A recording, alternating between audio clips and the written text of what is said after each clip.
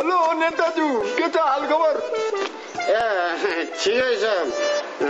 म त अब हेर्नुहोस् पार्टीको कामले 1.5 महिना बाहिर जानला है नमस्कार है त बोले सुन्ने हाल सत्रीकाल अनि नेताजी ब्याग चाहिँ कसको सालीको हो क्या हो खाने मान्छे कस्तो ठ्याकै थापाको बुढी रहन्छ घरमा हतार पर्यो क्या हिँड्न सालीकै ब्याग बोकेर भयो भने अब काम त गर्नु पर्यो नि भयो साह्रै गनायो अलिक परे बसेर बोल्दा हुन्न नि नेपालमा रक्सी गनायो कसले रक्सी खाएर गनायो यो रक्सी गनाएको होइन घरबेटी चाहिँ हेर्नुहोस् यो फोहोर गनाएको फोहोर काठमाडौँमा अब चारैतिर दुर्गन्धै दुर्गन्ध छ अनि गनाउँदैन त यो काठमाडौँको नामै फेरेर बरु दुर्गन्ध मान्डु भनेर राखिदियो भने चाहिँ राम्रो हुन्छ कि घरबेटी जाने हो कि भन्नु त्यो चाहिँ पहिला जाने ल तिमी पनि उतै जाने होइन ल बस परसम्म पुऱ्याइदिन्छु होइन 3 जनालाई थाम्ला र अगाडि बढा न भनेको आवाज बढा फेरि बढा न भनेको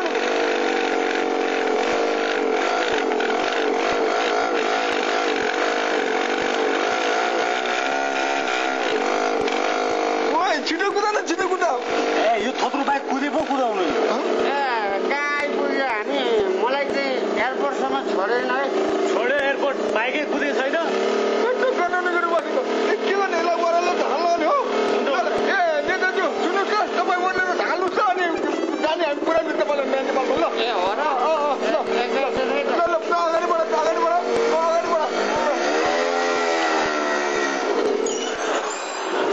ल मलाई त छोडेर पो हिँड्दैन त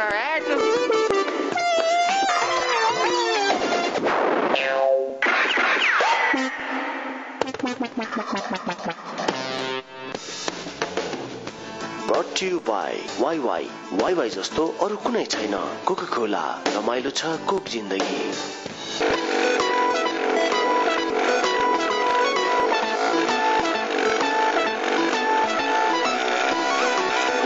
गुडियाको गाडी फेरि किन ख्याच्छ बिचा रोक्यो भने खुर्कै हिँड्न नै नेपालमा किन भन्नु घरबेटी भए हाइवे आउनु लाग्यो हो त्यही माथि बाइकमा 3 जना छ हेलमेट पनि लाएको छैन ट्राफिकले समाउँदैन ए हो त है यसो गर्ने त्यसो ज्ञानलाई म पैसा दिएर गाडी चढाइज भन्छ है ओ ज्ञानले सुन त ल यो पैसा राख है अनि त गाडी चढाइज नै नेपालमा जा कोही जाने कोही जाने ज्ञान खोइ त होइन त्यो ज्ञान चढे कहाँ हो भने बाटोमा झरे क्या हुनु नेपालमा छोडिदिनु घरबेटी भए बाटोमा ओर्ले होला कति बदमास कति लल्टु भनेको त्यो ज्ञानै चढेहरूको यत्रो स्पिड कुदेको बाइकबाट हाम फालेर लड्छ कोही हाडी कतै त्यो मर्नु त मरेन है नेपालमा स्पिड रे यो बाइक पनि स्पिड कुद्छ घरबेटी भए एउटा सानो बच्चा दौड्यो भने पनि हामीभन्दा अगाडि पुग्छ आउनु बस्नु ल जाम ओए हाडी फेरि कसैले फेरि मलाई बजारबाट ढिक्छु बोलिहाल्छ नि के त नेपालमा घरबेटी भए के हुँदैन बस्नु न अब मेन रोडबाट त जानु मिल्दैन गल्लीबाट जाउँला तर एउटा हेलमेट चाहिँ किनिदिनु पर्छ है हेलमेट त किन किन्नु पर्यो तँलाई किन किन्नु पर्यो तैँले भने होइन मलाई यो पगाडी लापछि ट्राफिकले नि के गर्नु भन्नु त खुर्को पछाडि बस म चलाउँदैन नेपालमा कोही उसैले बिर्सिने फेरि लु बस स्टार्ट त्यसरी हुन्छ त बसेपछि स्टार्ट पनि गर्न सक्छु ढकाल दे पहिला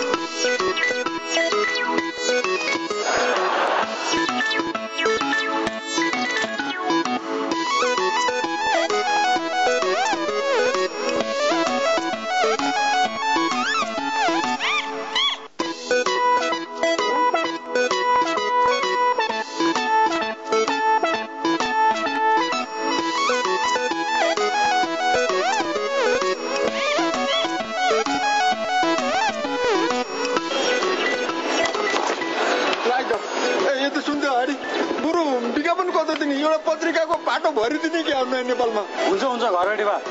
ठुलो विज्ञापन दियो भने सबैले देख्छन् पनि घर पनि छिटो बिग्छ हो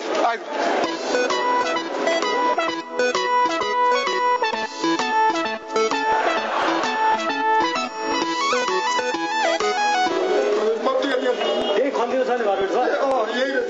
ए नानी यो बाटो भरिको घर बिक्रीमा छ भनेर विज्ञापन छाप्नु कति पैसा लाग्यो बा सर तपाईँ गलत ठाउँमा आउनु टेलिभिजनको यो पत्रिका उताबाट हो सर ए उता भयो यो टिभीको पो हो नयाँ नेपालमा घरबेटी बा कहाँ टल्न परिरहेको कस्तो झट्टको झट्का थियो अहिले हाल्थ्यो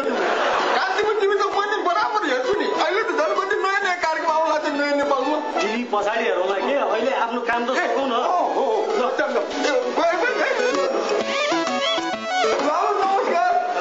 यो विज्ञापन शाखा होइन त ए बाबु एउटा सानो कुरो सुनौ भन्छ कि यो कान्तिपुरको यो पृष्ठभरि एउटा मलाई त्यो घर बेच्नेको बारेमा विज्ञापन दिनुपर्ने थियो कति जस्तो लाग्यो होला बाबु त्यसको पृष्ठभरि ब्ल्याक एन्ड व्हाइटको 4,97,000 लाग्छ कलर दिने हो भने 6,32,000 ब्ल्याक एन्ड व्हाइटको 4,97,000 छ घरबेटी बा ए सब बरु त्यो सस्तो बस्तो विज्ञापन छाप्न कति पैसा पर्ने त्यो चाहिँ भन्नु न बुढोलाई हार्ट एट्याक भएर मर्ने बेला भयो कि मर्दिन तेरो मुख एक किरा परोस् ए बाबु बरु यतिको विज्ञापन ठाउँमा कति लाग्यो भनिदिनु न नयाँ नेपालमा त्यत्रो छाप्नलाई तपाईँलाई भ्याट सहित 20,000 जति लाग्छ 20,000 ए सर एक विषयमा छाप्न मिल्दैन विज्ञापन छिटो भन्नु न यहाँ बुढो जाने बेला भयो ए त्यो शब्दवाला 20 रुपियाँ शब्दवाला 2-3 सयमा छाप्न मिल्छ ए हो अनि घर बिक्रीमा र फोनहरू मात्रै राख्नलाई कति पैसा लाग्छ बाबु हिसाब गर्दा त नयाँ नेपालमा 100 रुपियाँ लाग्छ भ्याट सहित तपाईँलाई भ्याट सहित 100 रुपियाँ लाग्छ ए हुन्छ ए बाबु अलिकति कम गर्नु मिल्दैन नयाँ नेपालमा ल मिल्दैन अरे ल बाबु थ्याङ्क यू ल यो आउँछ है ल बाबु जान्छ है त नमस्ते बाबु है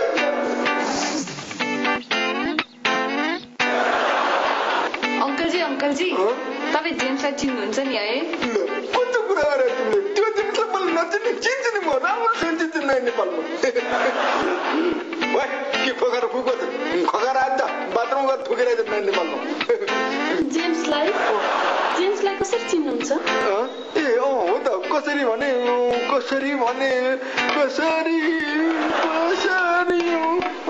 फिल्म हेरेर टाइटानिक अवतार को डिरेक्टर त हुने जेम्स क्यामरुन चिन्नुहुन्छ उहाँले मजाले ए हो त हलिउड डाइरेक्टर जेम्स क्यामरुन त्यो त मेरो बच्चादेखिको एकदम मिल्ने साथी त्यो र म बसे अरू कोही पनि छैन नयाँ नेपालमा यस्तो मजाले खेल्थ्यौँ हामी के रे तपाईँको साथी हलिउड डिरेक्टर जेम्स क्यामरुन त्यही पनि बच्चा आएदेखिको ल भयो अङ्कलजी यो चाहिँ धेरै गफ भयो नेसी त यो हावा स्टोरी सुन्छस् भने सुन म चाहिँ गएँ हावा स्टोरी पक्न ए तिमीलाई त्यो मैले ल्याएको दार्जिलिङको लालिपप खान्छ भने होइन नखानु भन्छ तपाईँ चाहिँ के गफ दिइहाल्नु अलिक ठिक्क पो गफ दिनुपर्छ त पत्याउँदै नपत्याउने गफ दिनु तपाईँको अनि के गर्नु त चिनेछु त भन्नु परिहाल्यो नि चिनेको छैन भने भन्ने त यिनीहरूले फेरि शङ्का गरिहाल्छन् हो कि न भन् त त्यो त हो तर जेम्स क्यामरुन भने को थाहा छ तपाईँलाई अब तैँले अब भन्दैछ मैले चिनेको भन्ने अब को के हो त मलाई के थाहा छ नयाँ नेपालमा ए बाबा जेम्स क्यामरुन भनेको अमेरिकामा फिल्म बनाउने डिरेक्टर हो थाहा छैन त्यसै गफ दिने केटीहरूलाई पाएर ए हो र मलाई के थाहा त नयाँ नेपालमा हेलो ए हजुर आफ्नै घर हो घरबेटीमा घर किन्ने मान्छेको फोन कहाँ यहीँ बोलौँ छैन चिन्नु जानु ढुङ्गा डाल्नु त्यो त मान्छे बोलाउनु न यहाँ बुढेश्वर कतै होटल रेस्टुरेन्ट सेस्टुरेन्ट कतै त्यो ठाउँ यो ठाउँमा भेट्नु भने भन्नु होइन त्यो त चिन्दैन नजाने बारेको घर देखाउनु कि नेपालमा भन्दै बाहिर कतै मिलाउने कुरो गर्नु हेलो हजुर सुन्नु न तपाईँ बानेश्वरतिरको एउटा कुनै रेस्टुरेन्टमा आउनुहोस् न के अरे अहिले हस् हस् ल हामी निस्किहाल्यौँ घरबेटीमा जाउँ